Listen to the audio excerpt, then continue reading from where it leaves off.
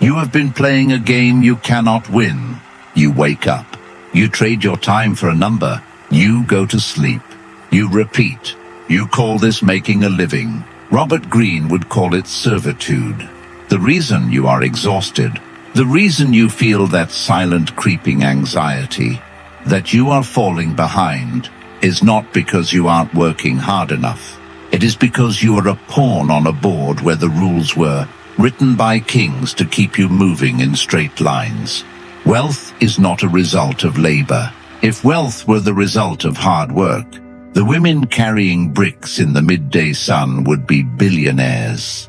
Wealth is a result of understanding the physics of power. It is a result of playing a completely different set of games. Games that are hidden in plain sight. Most people are playing a finite game. They play to survive the month. The rich, the true outliers, play infinite games. They play to own the board. Robert Greene, the father of dark strategy, wrote The Prince not for the common man, but for the rulers. He wrote it to teach them how to acquire power and how to keep it. Today, money is the purest form of power. It is the only sovereignty that matters. I am going to deconstruct the 3 specific games you must master to escape the gravity of poverty. These are not hacks. They are fundamental shifts in how you view reality.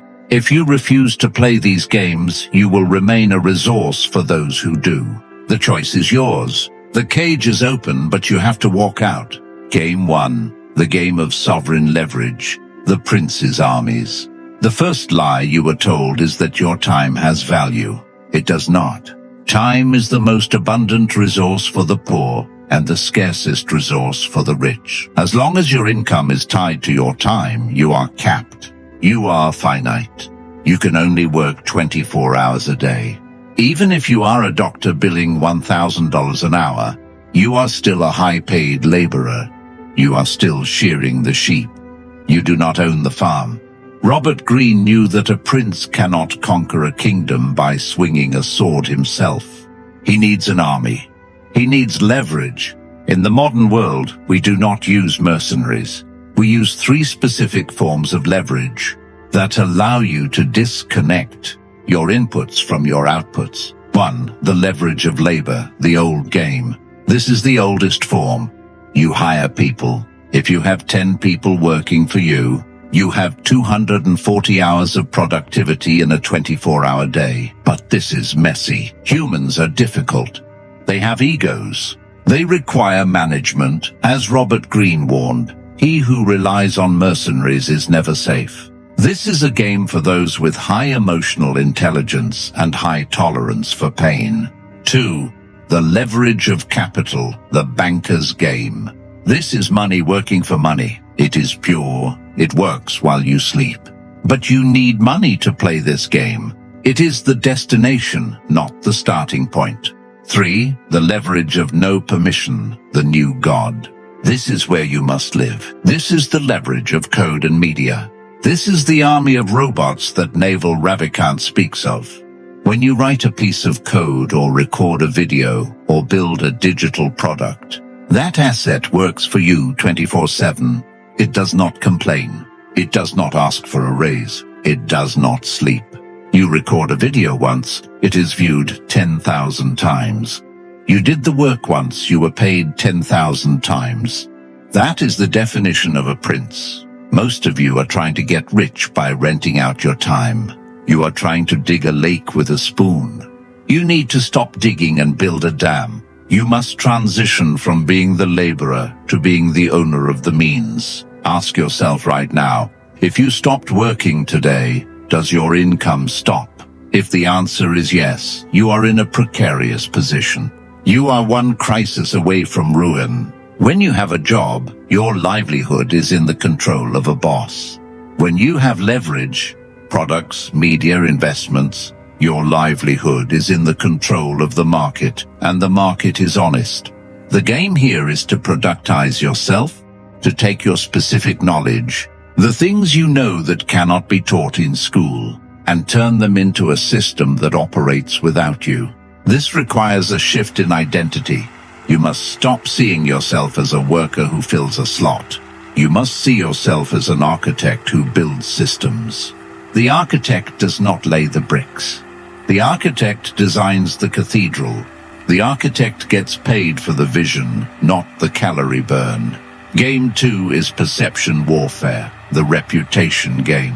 If the first game is about how money works, this one is about how value is created in the mind. Because value isn't fixed, it's constructed.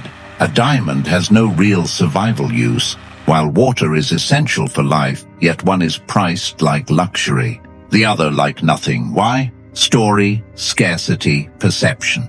Most people believe that doing good work is enough. It isn't. That's the worker's illusion. In reality, you don't get paid based on effort or even contribution. You get paid based on how difficult you are to replace. That's why reputation is everything. And reputation follows a different set of rules. One of those rules is concealment. If you are always available, you lose value. If you respond instantly every time, you signal that your time has no weight. Scarcity increases perceived worth. When you pull back, people lean in. When you speak less, people assume more. You need to position yourself not just as capable, but slightly unpredictable, controlled, but not fully accessible. People should feel like working with you is an opportunity, not a transaction, like they were chosen. There's also a subtle social rule at play. Never make others feel small, especially those above you. Instead, reflect their importance back to them. People invest where they feel secure, not just where the product is good. In many cases, money flows toward those who create confidence, not just those who deliver results. If you're offering a service, you're not just selling the work, you're selling certainty. The feeling that the problem is handled. Clients don't care about the process. They care about the outcome and how it makes them feel. Then comes positioning. Low-level players compete on price. I'll do it cheaper. High-level players compete on status. I'm expensive because I'm worth it. It sounds backwards, but it works. Higher pricing signals higher value and attracts better clients. Lower pricing signals neediness and attracts difficult ones. You have to be bold enough to value yourself highly, because people mirror the way you present yourself. Walk in like you're replaceable and you will be treated that way. Walk in like you have options, and people start to question your level. At the end of the day, this is perception warfare. Skill is just the baseline. Everyone has skill. What separates you is how you frame it, how you position it, how you communicate it. You're not just doing a job. You're defining your role in the market. Not a designer, a strategist. Not a coder, an architect. Not a writer, a persuasion expert. Change the narrative and the value follows. Game 3, the infinite game, the discipline of survival. James P. Carr wrote Finite and Infinite Games. A finite game is played for the purpose of winning. A war, a football match, a stock trade. There is a beginning, a middle, and an end. An infinite game is played for the purpose of continuing the play. Wealth is an infinite game. There is no winning. There is no number where a bell rings and you are done. The moment you think you have won, you stop doing the things that made you rich and you begin the slide into ruin. Robert Greene studied the rise and fall of Rome. He saw that empires do not fall because of external enemies. They fall because of internal rot. They fall because they get soft. They fall because they forget the discipline that built them. The rule of ruin. To win the money game, you must first not lose. Warren Buffett's rule number 1, never lose money. Rule number 2, never forget rule number 1. This sounds simple. It is profound. If you lose 50% of your wealth, you require a 100% gain just to get back to zero. Ruin is the only thing that takes you out of the infinite game. The poor try to get rich fast. They gamble. They take risks with a probability of 0. They buy lottery tickets, both literal and metaphorical. The rich try to get rich slow and stay rich forever. You must view your wealth as a biological organism. It must survive. This means you avoid the big mistake. You do not bet the farm. You do not leverage yourself to the point where a single bad week wipes you out. This is the barbell strategy. You are extremely safe with 90% of your assets, and you take calculated, aggressive risks with the other 10%. Most people are moderately risky with everything. That is a recipe for mediocrity. Be paranoid, be boring. Boredom is where wealth is compounded. Excitement is expensive. Dopamine is expensive. If your investing strategy is exciting, you are gambling. If your business strategy is constant chaos, you are not a CEO. You are an arsonist running around with a fire extinguisher. The Robert Greene player understands that time is the ultimate variable. If you can stay in the game longer than anyone else, you win by default because everyone else will eventually blow themselves up. They will get greedy. They will get emotional. They will try to shortcut the process. And when they crash, you will be there standing amidst the rubble, calm, solvent, ready to buy their assets for pennies on the dollar. This is the discipline of the predator. The predator does not run around the jungle screaming. The predator sits, it waits. It conserves energy. It waits for the weak to make a mistake, and then it strikes. But to play these three games, leverage, optic warfare, and the infinite game, you must first destroy the person you are right now. You are currently programmed to lose. Your school taught you to be a worker. Your parents taught you to be safe. Your friends are teaching you to be comfortable. You have to delete that operating system. You have to accept that being liked is not a currency. You cannot pay your rent with likes. Robert Greene was not liked. He was exiled. He was tortured. And in that darkness, he saw the truth of human nature. He saw that men are ungrateful, fickle, false, cowardly, covetous. If you build your life expecting people to be fair, you will be poor forever. If you build your life understanding that people are driven by self-interest, fear, and greed, you can engineer systems that harness those drives. You don't need to be evil. You just need to be awake. We have established the three games. Leverage, owning the output. Optic warfare, controlling the perception. The infinite game, surviving the chaos. But knowing the rules is not enough. You can read every book on chess, memorize every opening, and still get crushed by a grandmaster.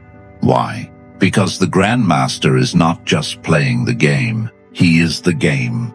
His mind operates on a frequency that you cannot yet access. To execute these strategies, you need a psychological upgrade. You need to install a Robert Greene operating system that filters out the noise and focuses purely on the signal. The greatest barrier you face is not poverty. Poverty is uncomfortable and discomfort is a motivator. The greatest barrier is middle-class comfort. The monthly paycheck, the good enough job, the financed car. This is the sedation. It is just enough to keep you from revolting, but never enough to make you free. It is the golden handcuffs. To play the prince's game, you must be willing to risk the comfort of the middle for the glory of the top. This is where the infinite game requires courage. You have to be willing to look foolish. You have to be willing to fail publicly. Robert Greene said, "Entrepreneurs are simply those who understand that there is little difference between obstacle and opportunity, and are able to turn both to their advantage." The middle class avoids obstacles. They want a smooth path. The outlier seeks obstacles because he knows that the obstacle is the filter. The harder it is, the fewer people can do it. The fewer people can do it, the higher the value. If it were easy, everyone would be rich. The difficulty is the moat. Love the moat. Swim in the moat. Ultimately, all these games converge on one point. You. You are the asset. Not your house, not your stock portfolio, not your job title.